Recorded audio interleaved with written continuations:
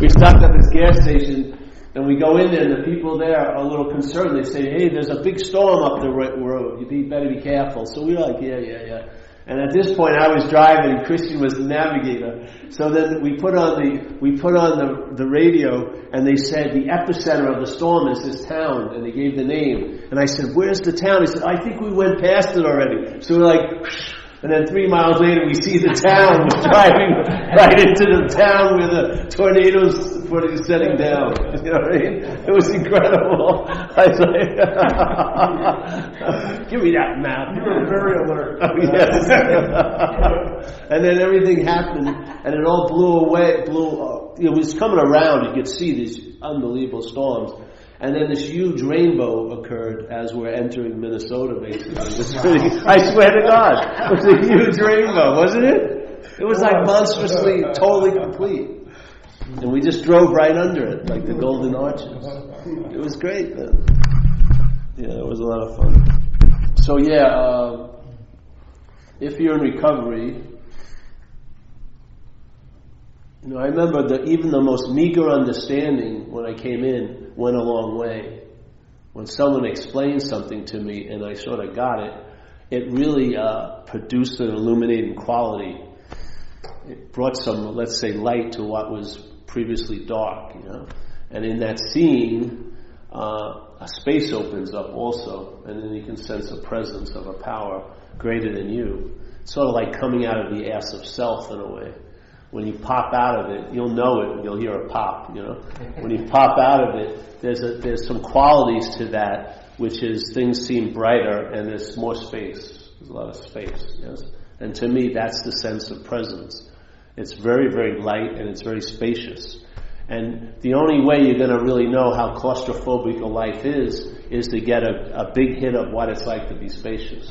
It's sort of like here.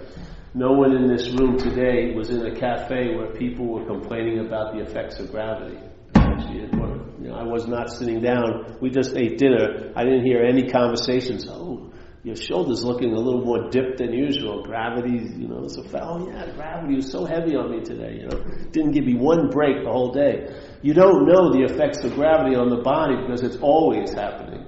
You'll only know it by its absence. So if you go into an anti-gravity thing, then you will know gravity. You'll know it by its absence. The same thing with the program. They try to describe the problem, and maybe you know the problem from being under it, but the real knowledge of the problem is the relief from it. When you get relief from the bondage of self, you'll realize the bondage of self was the active problem. There'll be no doubt one bit, not one glimmer of doubt. And for me, when it was revealed finally that the root of the problem was an activity of mind called identification as a self. Yeah. And it's not like identification as of, which is the verb, and self's a noun. There is no self. There is no noun, so it's just a verb, and the mind is identifying as a self right now. That's what it's doing. It's using language to reinforce it all day, and then it obsesses around that self, which reinforces the identification. The obsessions aren't their own beast. They're enslaved. The mind has to obsess over self to keep reinforcing the identification as self. Yeah, it's sort of like almost we shared this last week. Now here's a chair, and for me to be bonded, it would be bonded to the chair, not of, which is how it's said in AA. Please relieve me from the bondage of self. See, if we were bonded to this chair, then there would be something that would be used to bond us to it. Let's say handcuffs, and there would be a distinct difference between the chair, the handcuff, and you. And maybe if you found the right spiritual locksmith, they could come here and they could open the lock, and you'd be freed from the bondage to self, as if it was a chair that you could walk away from. But it isn't that way. It's the act of being identified as self. So if you believe self is a thing and it's driving you crazy and you want to leave it, if the real problem is identification as self, you'll be leaving self as a self. And like it says in recovery, self can't get out of self. So when you're identified as self, the last one to know that is you, because you're already in the distortion of identification as self, and now the conditional mind is thinking all about itself, using the past as a place to go to think about it, because you can't think that much about it here, because here is pretty obvious. What's happening is pretty obvious. You're meeting it, seeing, hearing, feeling, tasting, touching. You're engaged here. But to be engaged with the idea of self, the self has to be remembered. So it has to be thought about to appear to be so. It cannot be so, but it can appear to be so based on you, based on the mind. So if the mind falls for it, then what, like it says in AA, false evidence appears real. Yeah? False evidence is appearing real. Therefore, there's a limitation to that false evidence, which is it's never going to be real. The highest level it can reach is it can appear to be real. And that's facilitated not by the false evidence, by what's seeing the false evidence. If you're seeing the false evidence in a certain way, to me it's a form of looking, called self-centeredness, false evidence will appear to be real to you. Yes, quite a lot. And then you're going to be reacting to something that's not happening, when the only appropriate reaction to something that's not happening is to realize it's not happening. That's the only appropriate one that works. If you see it it's not happening, no matter how much you're thinking about last week, it isn't happening this Wednesday. There's already a Wednesday going on. It's like you cannot conjure it up in reality to be here. But it can appear to be here to you if you're obsessed with the idea that it was you're thinking about. Yeah? Last week doesn't hold any sway on you, really. It's that there was a you that was there last week. That's what pulls your interest and attention. And the same thing with the future. People think when they're worrying about you in the future, that's another form of remembering the self. Yeah? So I'm really concerned what's going to happen to me, let's say 4 weeks. And my mind gives me a lot of things that could happen to me. Like I could have cancer, my girlfriend sleeping with someone else, I'm destitute, whatever. Thousands of things. And yet, when I'm thinking about that, I'm remembering the self. See? It's simple like this. It's like, I was there, I will be there, therefore I am here. That's what it's like. Exactly. That's the bonding mechanism. So here it is, you're thinking about the self in the future, but the effects of that aren't happening in the future, because there is no future. The only place they can happen is now. So you will initiate a contraction now where there's no apparent threat, because you see many threats in the future. Or you saw many threats in the past, and therefore the contraction concerning that can only happen now. So right now, you close, and sort of like, let's say if you were a flower, your petals shut. Yeah? You're not able to receive what's on offer. Maybe it's approval, maybe acknowledgement, maybe being available to help someone else. All of those things you're not available to anymore, because you're truly available to there and then. Yeah?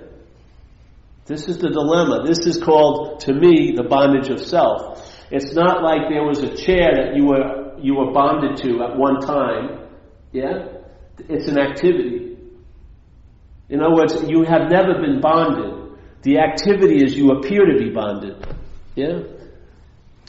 And if you believe that, then you will try to get out of it, which is another form of being in it. That's how it double whammies us. Yeah? You believe you're in self, so it seems very logical to try to get out of self. But you have to realize that very strong axiom of spirituality, self can't get out of self. Yeah?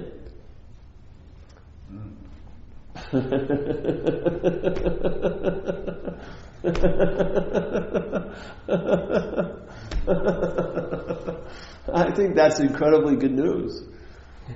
So what? Because you'll see, if you stop trying to get out of what you can't be in, you'll have the experience of being out of it. Yeah. And if you stop trying to get into what you can't be out of, which is this moment, you can't be out of a moment. Every moment you've been in, you and the moment they're past the point of synonymous. You are the moment. Without you, there's no experience happening. Yes? So this whole idea of like reading books about how to get into the moment, and then the second edition, how to really get into the moment, and then how to really, really get into the moment, is based on an incredible fallacy, which is you can be out of a moment. Yeah. What would happen if you truly entertained, you can't be out of a moment? Your experience in every moment would be you're in the moment. Because you have seen the absurdity of believing you could be out of any moment. Yeah? That's the way. It's a way of negation.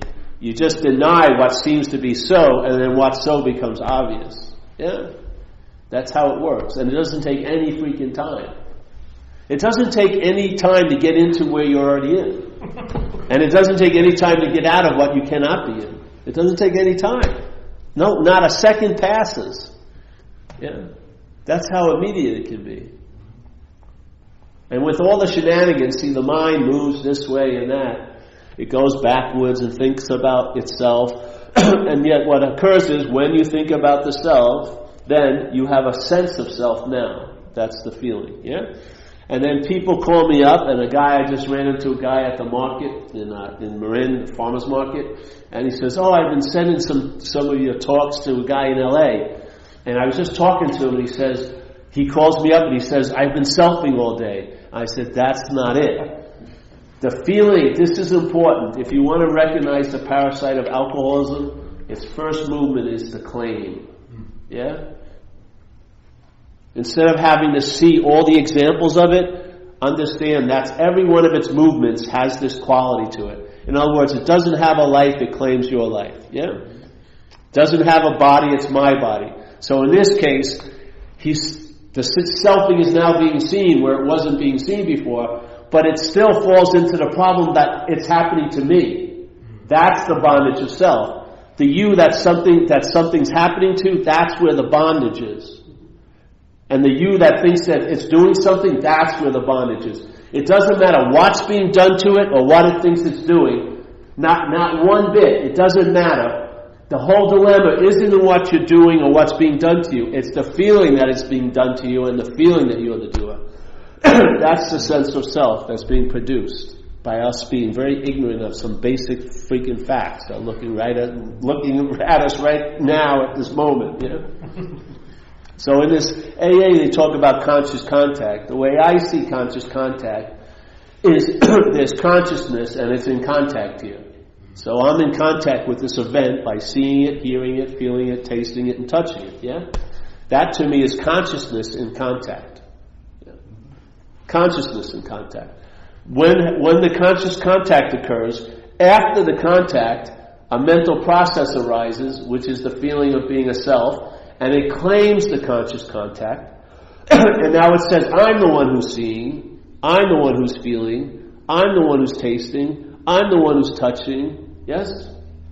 It claims to be the one who's conscious instead of just recognizing its consciousness. Yeah? Or spirit, if you want to say it that way. Yeah? Instead, you get a bastardized version of consciousness. It cannot erase the consciousness, no matter how much it thinks about the past and the future. Yeah, which you're not seeing, hearing, feeling, tasting, touching. There's the obvious fact that this seems to be happening. Yeah, the only way it can override that is to claim the event, the one where the event is proceeding from, which is consciousness, and say that I'm the one who's conscious, which now allows it to be unconscious to that fact of consciousness. Yeah? That's what happens, and it's happening all day, every day. Or if it is, and it isn't though. It's happening, but it cannot produce the goods without your belief in it. Yeah. The only thing, your thoughts, like I was sharing the last few weeks, because it's such a simple example, but it works. Some people, when I went back east, haven't seen me in a while. You know, we have no new videos, so I had longer hair. So I come and they go, Paul, you're growing your hair. And I said, no, I'm actually not growing my hair. I'm not cutting my hair. It's not like I take a few hours every week and grow my hair. Yeah? But the language, it sounds really absurd if you really look at it, but the language is constantly implying and insinuating that I'm a doer about things I have nothing to do with. Yeah? It's just a simple example, but it goes to absurd lengths to place you as the doer of things that you have nothing to do with. And I'm saying expand the idea of what you actually have nothing to do with. You'll be a whole lot happier. You'll travel a whole lot later. Expand the idea. Yeah? It sounds funny though, but it'd be as funny as if someone, I gotta stop this meeting early because I have to go home and digest that burrito I had yesterday. I forgot. It was on my list, things to do today. I pump my blood and beat my heart. Oh, get that burrito, Obviously, almost all of this activity is involuntary. The only one process that's half voluntary, half involuntary is breath. Whatever has to do with this place knew not to give us much power, because we would never live the first day. You know what I mean? Oops, I forgot. We would have forgotten because we would have gone up the ass itself and thought about us in the past where we had to be beating our heart now.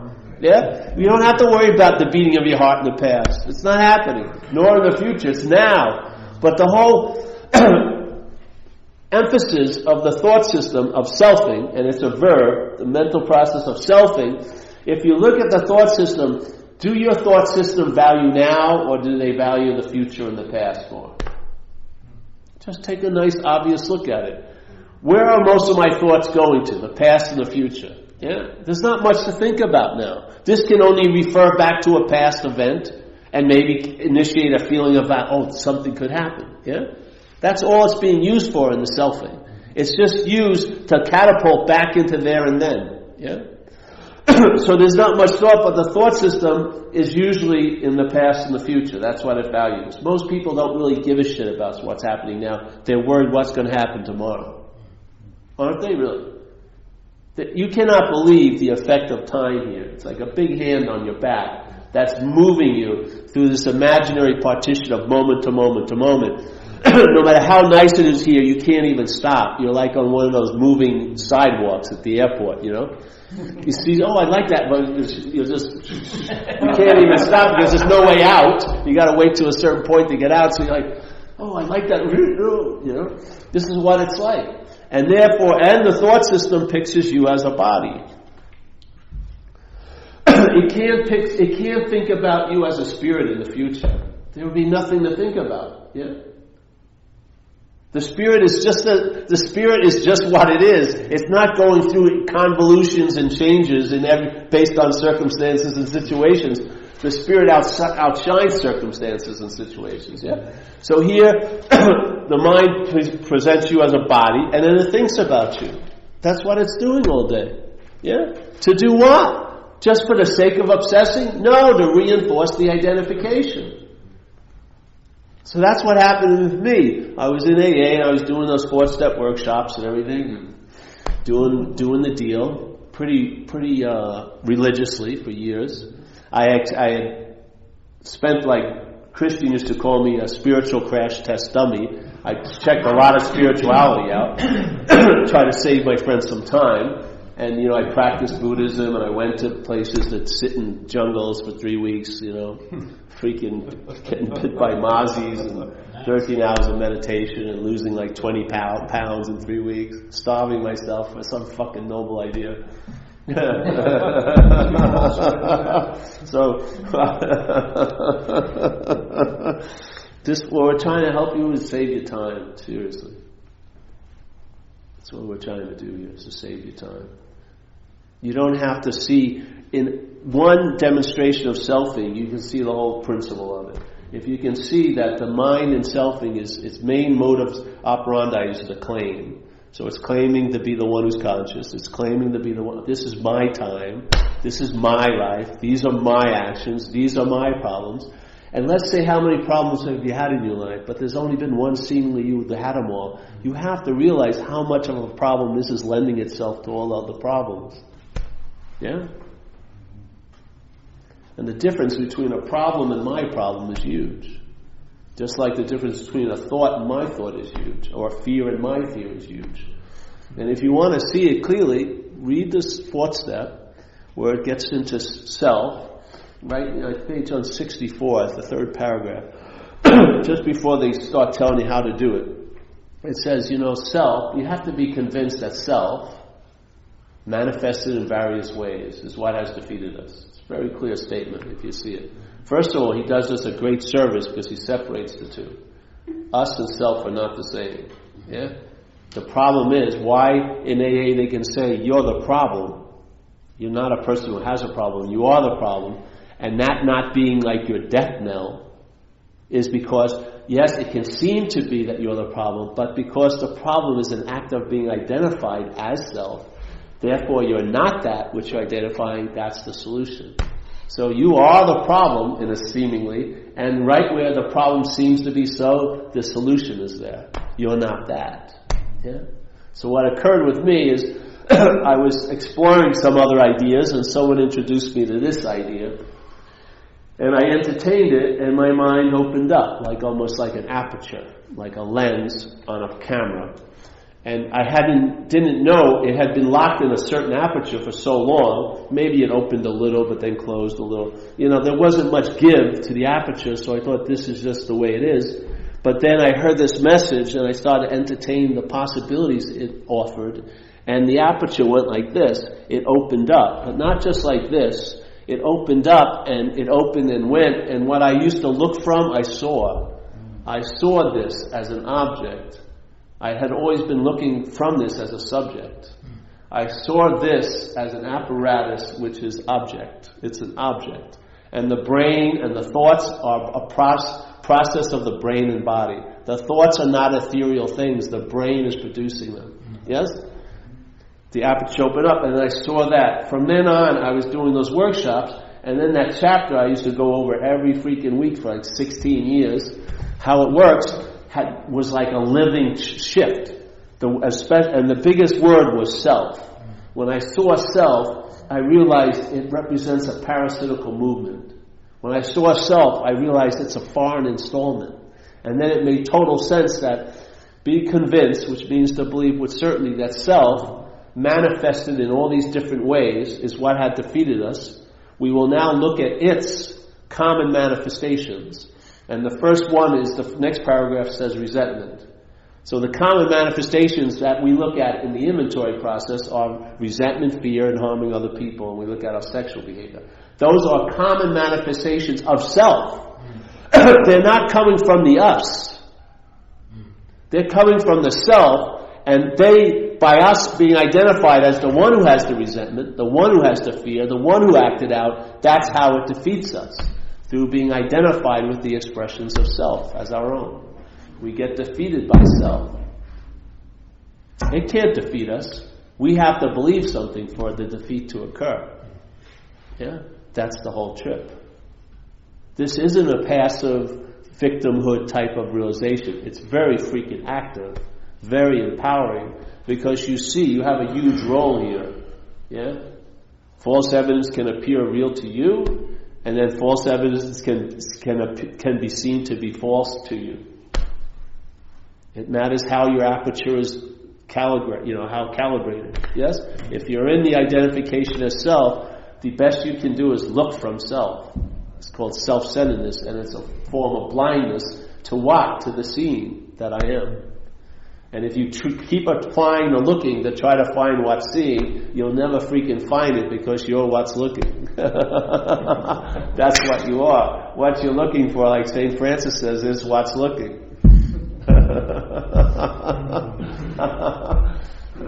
You can get to that quickly, or you can go through tons of times fucking getting disappointed and frustrated and like that. You might not just let your mind expand with the principle that are offered. Yeah?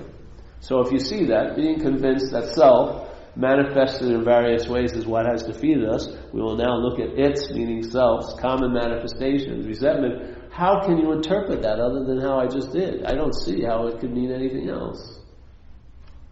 Maybe I'm missing something, but I don't believe I am, because I've entertained it and it's produced radical relief. From what? The bondage of self. And people who know me, I've never left this topic ever since it was shown to me. I've been staying on this one point for 19, 20 years because it's the last answer. There's no need to go anywhere else, because if this is mistaken, everything else is a mistake. This is where the clarity needs to be, right at the beginning of the whole long row of knots. Yeah, this first knot. Yeah, even in Buddhism they talk about it with the Eightfold Noble Path. They say the first noble part of the noble path is right view, which to me is, and what Lord Buddha supposedly put out was anatta, meaning non-self. That's the right view. There isn't a long-lasting, independent, separate entity. He says there are events are happening and deeds are being done, but there's no individual doer thereof. It's a beautiful statement. Events are happening. It's not saying this isn't happening. This is happening. We're just saying it's not happening to you. It's a huge difference, I swear.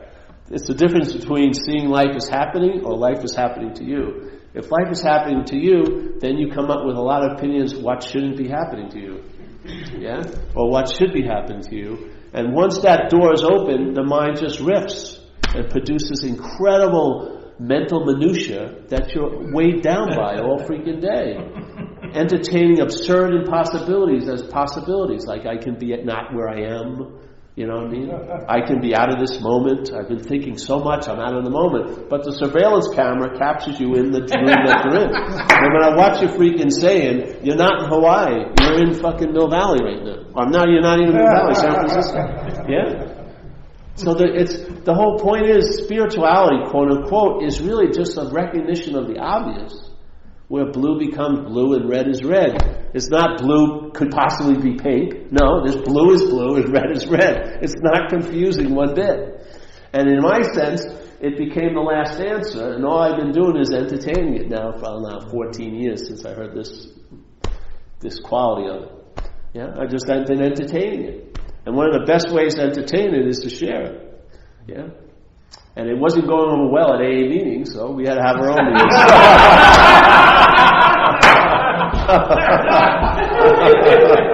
It wasn't. So we start our own, and we have no affiliation to the program. And we have tons of affiliation with it, but not to it in the formality of it all. Yeah, just to keep it cleaner. Because it's amazing when you talk about open mind, it says being honest, open, and willing, and then when you introduce something in AA, it's not AA. That doesn't sound like open-mindedness to me. It's not AA. What? I know, but see, it could illuminate AA. That's the beautiful thing, because this is not a path to illumination. AA, in a way, is a path to illumination. This will illuminate the path you're on. Yeah? Because you'll recognize you are the light. You're bringing the meaning, that book that just jumped out at you. It wasn't the book. It was your mind that shifted. And now it saw itself in a whole new light. And I'll tell you something. If the identification as self is in place, if your mind is like the logic of my mind, you're not going to be able to entertain being free from it. You'll entertain be free as it, which is another form of slavery to self. Yeah? You'll maybe entertain being free by it. But you won't be able to entertain being free from it because you're identified as it. When that shifted in me, when I entertained, hey, I'm not that, the next thing my mind entertained, I can be free of it. I don't need to therapize it. It's not freaking me. I don't need to spend another second trying to coax it into not flipping out at the next picnic I go to or stuff like that. It's just not me. And I'll tell you something, if you entertain the idea that this thought system isn't about you, you will lose interest in the thought system. And the only way the trance is being set and reset is our incredible devotion to the thought system. And we're in that position because we believe we're the thinker. We've claimed the act of thoughts as I'm the thinker, and therefore we own the thoughts, and our bondage to them is a lot different. It's like if you were in a park and there was 30 kids, your attention would go to the one that was yours, yeah? Just naturally. Well, here's all this row of thoughts, but they're being held as yours, every one of them. You're attending to them as like you're at a fucking altar. Yeah, it's called devotion, truly. If you want to see the true devotees of mind, they're not like this or like this. They're like fucking totally anxious about what's not happening because they believe every fucking thing that's running through their head. And it's all about what's not happening. Swear to God. And I'll tell you, if I was a therapist and my specialty was what's not happening, I'd have the shortest sessions of all time. People would come in and they start going off. I go, that's not happening. But, no, that's not happening. All right, 1 minute. I could make so much money in one day. I wouldn't have to work for the next 2 years. I'd have like 50 sessions in one day. They expect an hour. That's not happening. What more do you need to do when you realize something's not happening? Nothing. Absolutely nothing. That's why you can't solve an imaginary problem. You can't solve it. Yeah? The imaginary quality is never, you're escaping that. It's escaping your attention that it's imaginary. So now you're finding real solutions, and you're wondering why they're not working because you're applying to an imaginary problem. Then the solution becomes part of the problem. You have all the answers, but it's not translating into an ease and comfort. You're like a professor of holes that keep falling in holes. What's the point of that knowledge? It says it very clearly in AA. Self-knowledge will avail you nothing. So if you follow the modality of self, which is claiming, any knowledge claimed by self will avail you nothing to the point of getting relief from self. Yeah? It's going to be used to reinforce the bondage to self, of self. Yeah?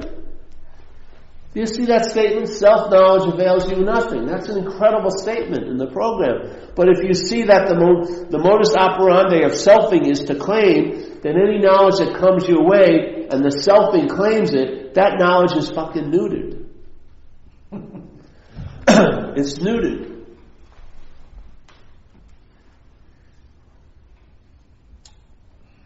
So there is a solution. And really from the solution's point of view, the highest level that the problem can reach is appearing to be so. That's why it's such a solution. If it can only reach the level of appearance, and you're grounded in what's actually so, you have the immunity to it. You're going to see false evidence as false evidence. You're not going to see it as appearing real. Yeah? Because you initiate its appearance as real by your believing it. If that's withheld, false evidence will just be obviously false evidence, and if you go back to it 10 seconds later, it's false evidence. If you go back to it a year later, it's false evidence. Yeah?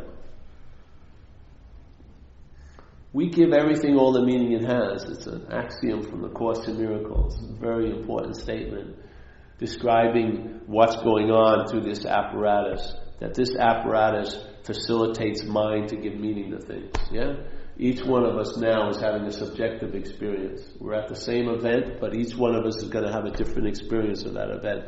Yet, the rug is the same, the chairs are the same, yes? The windows are the same, the ceiling is the same.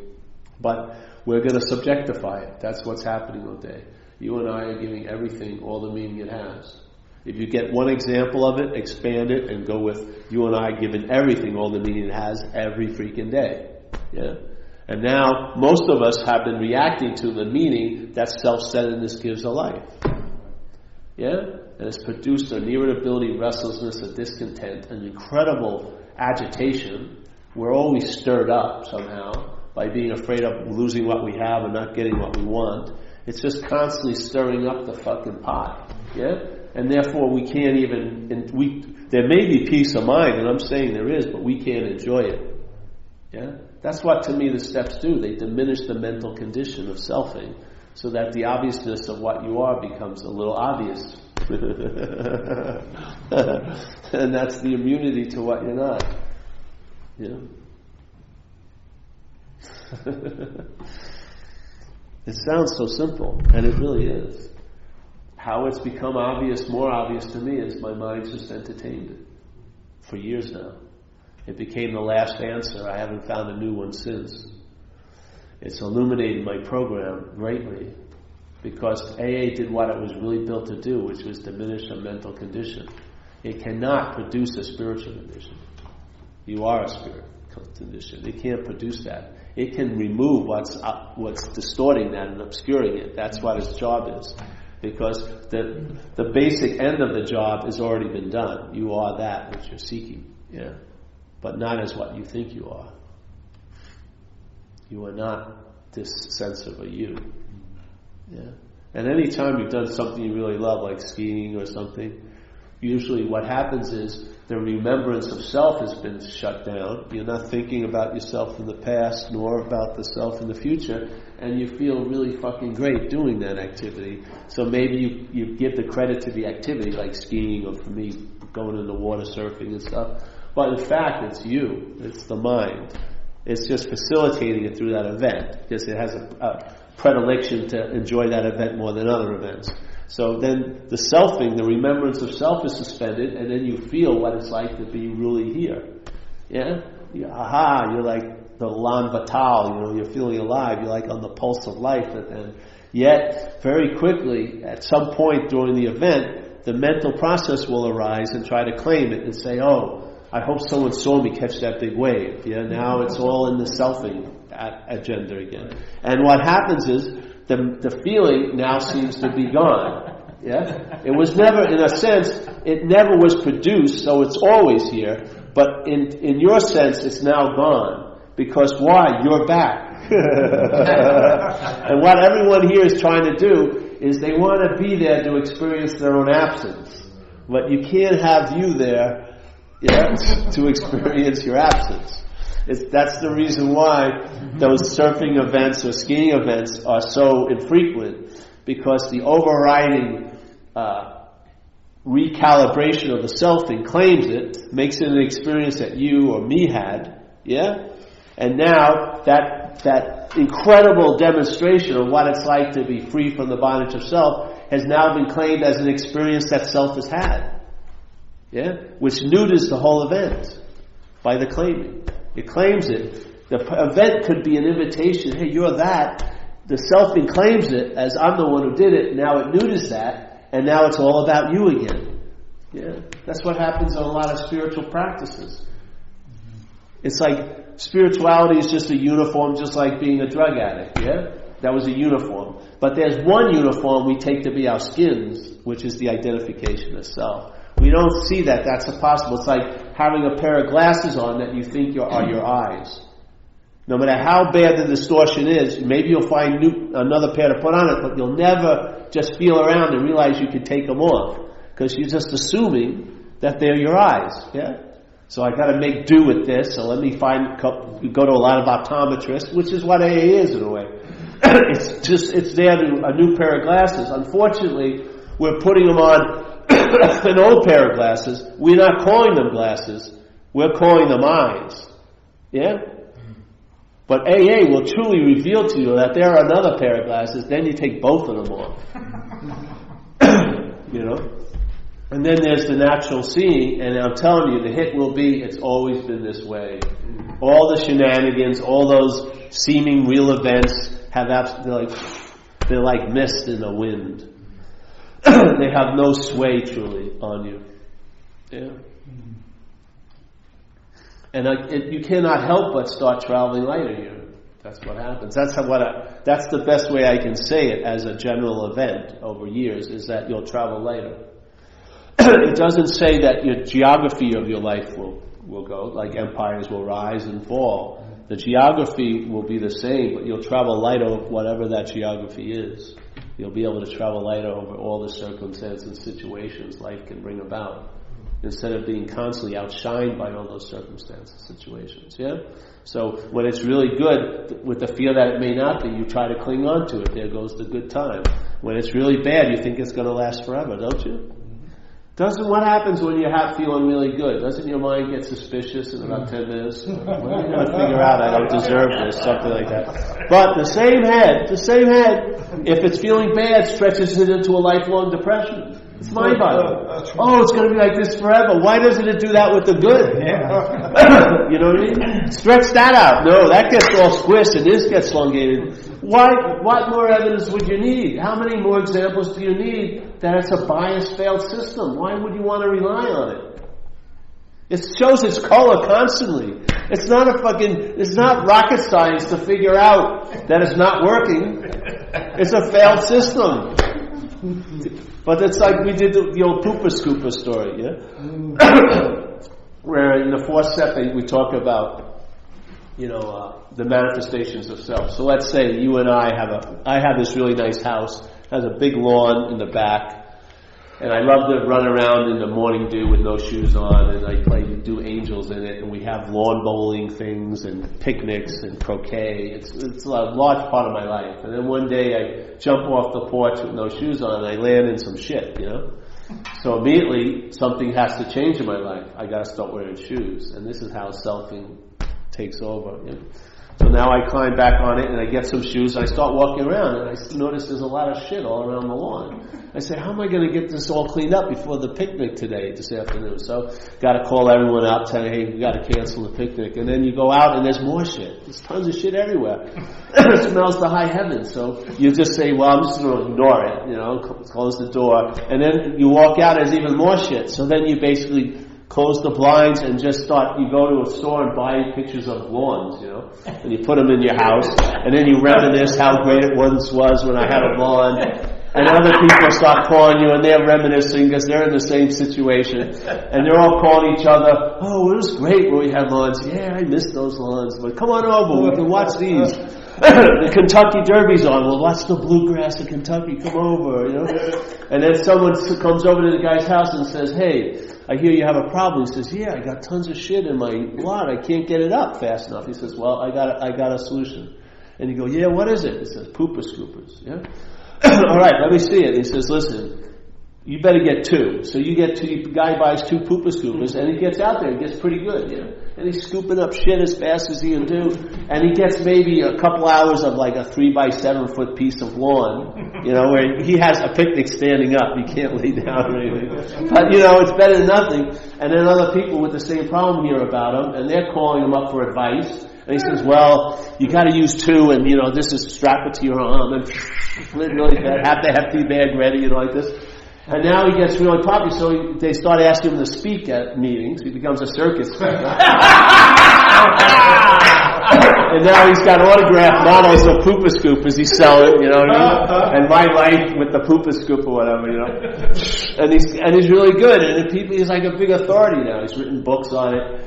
And so a couple of days later, after years of this, some guy knocks on the door and says, can I come in? And come on in. He says, I heard you have a problem. And the guy says, I don't have any problem. He says, don't you have a problem with the shit in the lawn? Oh, no, man, I can pick that shit up pretty good, and I'm a circuit speaker and I autograph models of the thing. He says, oh, all right, well, if you want to know, why not find the dog?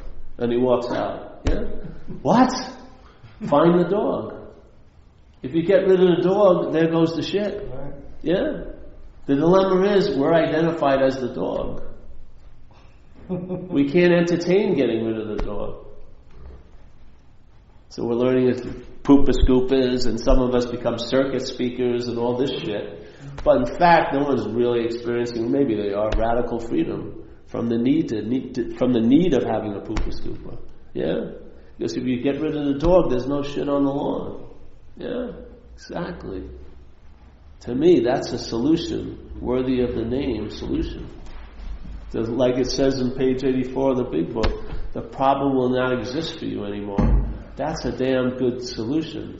But can you imagine if that's going to stabilize, it's really the problem will not exist as you anymore. That's where the experience of the problem doesn't exist for you will stabilize. Because it will not exist as you anymore. If it keeps existing as you, you'll have moments and maybe periods of time where it doesn't seem to be so, but it will be so again. The only way it can stabilize is when this changes. Yeah? And that's simple. If you see that you're not that, that's that really. Just entertain the possibilities. For me, more things open up, more downloads come, more is revealed, like it says in the big book of AA. And I've been entertaining for quite a while because that's the quality of mind. Mind's entertaining crazy ideas right now about what is everyone thinking about me, or are my pants too short, or my zipper down, or whatever. And or someone says hello to you and go home and wonder what she meant by it for 5 hours. That's the mind entertaining, but defined by self-centeredness. It can't entertain other than in that format, which is everything has to pertain to you, and you're not that you it's pertaining to. We're using the same quality of mind, but giving it something worthy to be entertained, which is, I'm not that, and therefore you're in I don't know, and then you'll find out what you are, because it will download. You'll have intimacy by living, not by studying or thinking you know, but because you don't know, you'll find out. Yeah. And I'll tell you, to me, it's a much stronger, convincing form of knowledge. is to find out than knowing. I really do. And then to me it becomes like an unspoken yes, That's why I haven't looked for any other thing. I don't try to do super turbocharged intensives. It's only one thing. The question is, are you that? Because everything is hinging on that. Everything. Every meaning that you're going to react to in this life is hinging on, are you that? Yeah? If you're not, the mind can shift and another modality of meaning giving will happen through you, just like this one meaning giving is happening through you, self-centeredness. You're like a hose. You can conduct warm water, cold water, water from Europe, water from North America. Yeah? You have the ability to download and access a lot of modalities of mind. This self-centeredness is a very jealous God. It puts no other gods before it. And so now, because you're identified, every God you meet is a lesser God than you as the self. That's what happens in AA. You see it. We have the third step. They miss maybe they don't, but there's a very important part right before the third step, which is you got to quit playing God. That to me is the biggest unspoken step of AA. Quit playing God. Why? It doesn't work. That's simple. What happens if the selfing plays God with surrender, doing the third thing? Your experience will be, I took it back, I surrendered, take it back, surrender. That's not it. That's you're playing God about God. It's like you got a big bag of candy and you give it to a little kid in the park and you're a big kid and you say, all right, hey, I'm giving these candy over to your care. Oh, give me back to me. There's no that's you're in surrender and don't surrender and don't surrender. How about surrendered? Yeah? A recognition, a sober assessment of what's actually going on here can initiate a state of called surrender.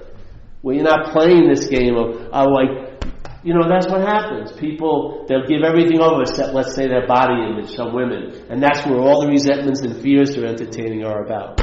Everything that's not surrendered over, the selfing will claim and all of its expressions will be around that topic, be it money, be it whatever. It's always the case. You don't need to see 800 different examples. One shows you the whole movement of the selfing. It's always claiming. Yeah? It doesn't have a life, it has to claim one. And it has with us. Yeah? Why are people saying these are my resentments? They're in the act of being identified as self, because the resentment is an expression of self. Then why are you saying it's yours? Unless there was an identification as self in place. Yeah? I don't see how you can diagnose it any other way. You want to know how the active bondage of self is? It's identification with the expressions of self in one's life. Calling fear yours, resentment yours, and there's a step, the number one step. It says you are powerless. You know what powerless? Like it's sort of like if you were dancing with a gorilla, you're going to stop when the gorilla wants to stop. You're powerless. Yeah? We have tons of experiences of the incomprehensible, demoralized state of alcoholism. Yet, the prior addiction, which is the mind's addiction to being a self, still holds you to be the doer of all those acts when you were loaded. Yet it's still harvesting guilt and shame about what you were powerless over. It's still doing that, isn't it? Because the initial addiction isn't being touched. The addiction of the mind to the idea of being a self is the real dilemma. Alcoholism is just a subdivision of that, and drinking and using was to try to get relief from the addiction of self. And because we haven't gotten real relief from it, it just spawns tons of other addictions with the hopes that they'll bring us relief. Or at least total disassociation, denial, forgetfulness. But then it always cooks up again. The real relief is there. Then the problem of alcoholism will not exist for you a day at a time, for long stretches of time.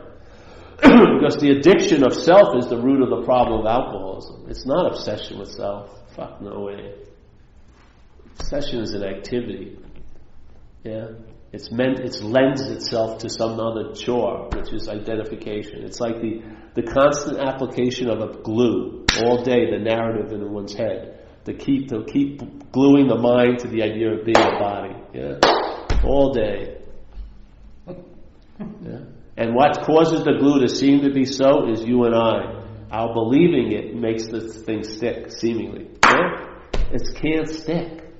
What you are is not of a body. You're not of a mental process. You are of spirit or of nothingness or space, let's say. How can it become a thing?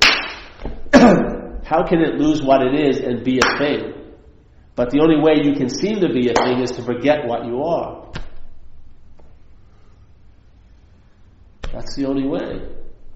You have to actively remember what you're not, and then there's a passive forgetting of what you are in that activity. It doesn't just go one way. Everything is dualistic here. There's two sides to every coin. There's an active identification of what you're not, and that produces a passive denial of what you are. To the point is you're not even curious in a sense. It's all been neutered. You'll be curious about becoming spiritual as a self. You'll be curious about acquiring more knowledge to give an advantage to yourself, but you won't have any curiosity of what you are because you feel pretty damn sure you know what you are. Yeah? I'm that who needs a lot of help. I'm that who needs to change. If I took myself to be this, the Urban Renewal Project would still be continuing. I would always find something wrong here. My mind would be hovering like the fucking Eye of Sauron. You should be better. You should meditate or something like constantly. The only relief I got was to realize I'm not this. My interest and attention was freed, and now instead of enslaving me to this idea of self, it's enriching my life every freaking day. Yeah. Just like when you were a kid. Did you need a retreat when you were a kid? I wasn't in an abusive situation. I wasn't looking to learn how to meditate or anything like that. My mind hadn't entertained it could be anywhere else other than where it was. It had no idea of time, so when I was playing, it wasn't going, will I be playing next week? I had no idea of next week. We grew into these fucking crazy ideas, and we now made them seem to be so. And therefore the solution's right where the problem seems to be. If it's anywhere else, you're dependent, If there's everywhere else, something could get in between you in that solution. Yeah? If it was anywhere else, it would take time to arrive there. Yeah. This is not of time. It's right where you are, right now, with no requirement necessary to meet it because you are it. Yeah. It's just a recognition of what you're not. Start telling the truth about what you're not, and you'll get the sense of what the truth is. You can't know it, but you'll find out about it because it will be living through you. This isn't like a book, it's like you're a living book. And the scripture is being written every day by your seeing this place in a new light. Yeah? By seeing others and yourself in a new light. Not being enslaved to the idea of time. Because one day it's going to catch up to you. There'll only be this now, and there won't even be an imaginary future. There'll be a passing away from here. Yeah? A lot of us are initiating that passing away right now. We're thinking about the future. We're not even, and we're going to miss the moment when we depart from here, because we'll be waiting for the head to tell us what happened, and it won't be saying a damn thing at that point, because it will shut down, and then you'll be so fucking surprised your infinite soul was a product of the brain, the selfing. The little voice box was a fucking part of the apparatus. It wasn't some eternal person of you that's going through body after body. No fucking way. Shit. You're a temporary afterthought. The idea of being you is a temporary afterthought. It's finite. That's the beautiful news. Because what you are is infinite. So when the selfing runs out, which it will, if you watch, I'm going to end with this one, because this is good, because I keep getting this with people with the selfing, so they now see like they're worrying about next week or something like that. Yes? And there's a feeling that it's them worrying about next week. That's the selfing. So here's the selfing. In other words, the thought system can't make a self. It can imply there's one there. It can infer there's one there. It can assume that even there's one there. So it'll talk as if it's already so. But it cannot produce the self. It can just point, like the finger pointing at the moon. In this case, there is no moon. It's just pointing. When the mind, the conditional mind, is in the ignorance, it makes the leap into the feeling of being a self. So it takes this cue from the yapping, and then it does the rest. Yeah? The yapping can never bring you to this other shore, because there is no other shore. It just points the other shore and says you're over there. And then you go, oh yeah, I was there, I will be there, I'm here, yeah. And therefore, there you go. Then the world starts where you are, which is square 4 instead of square 0. You can see it, it's obvious, see it. You don't do anything about it, just see it. So let's say, so here's the selfing, so I'm worried about next week. So someone will say, well, I'm worried about next week. That's the product of the selfing. So as soon as the noun pops up, that it's you, an objectified thing, that's the product of the selfing. This is the selfing, the verbing, but the product is when the mind leaps up and takes itself to be the noun. That's where the selfing arises, yeah? That's the bondage of self. So then you get a little clearer, and then you see, hey, I'm not that. And then, but it tricks you, but I'm the one that's, But after a while, you'll see it, and it can only go for a finite amount of time. And it stops. And then you run right into that thing we call a pause, which is what we are. That pause, which is the context, it's the infinite space that this finite event is occurring, this selfing. A very minimal, small little mental process, but because the mind has taken it to be about it, it's very enlarged, yeah? But there it is. But it's going to run out. It can't huff and puff and blow any house down. All it can do is huff and puff. And when it stops, there's that pause. And the pause is a timeless moment, yeah? I've had a pause once where it was infinite while I was in it. Then I came out and only a second had passed, yeah? That's the quality of it. It's not defined by time. It's like inserting every quote-unquote moment of time. Timelessness is inserting it. And I would say that's what we are, is the pause. Just like when you do service, yeah? Remember when you used to do service a lot? I would be, you'd be running around and selfing, and then it would get too much, and so you'd do an act of service. And what would happen? After time, you'd get a certain pattern. That when I did service, I felt available, yeah? Felt a little bigger than I was feeling. I wasn't so claustrophobic. And when I was available, I sensed the presence. I call it the higher power, or some people would call it God, whatever you want. But you sense a something, a presence, which is the higher power, yeah? And then what happens is you're really enjoying it, and then you go back into the selfing seemingly, and then it activates all those nasty situations where you have to do service again to get some relief from self.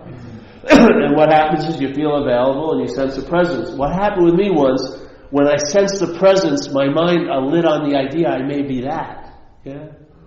I'm the presence. I'm not this mental idea of being Paul who has to do service. I'm the presence. And if I'm the presence, that makes me available. Yeah? And if I'm available, that makes me of service. Now you've had a giant quantum leap from doing service to being of service. That's what happens in the mind.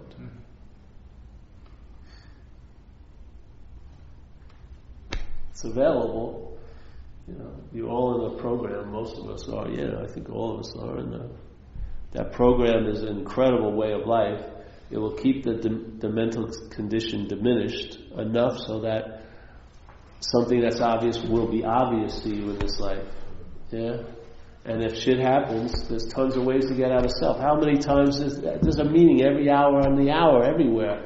So you can find a manipulated pause if you can't find the pause. Yeah, you can say the Serenity Prayer, which is a manipulated pause. Take 10 breaths with is a manipulated pause.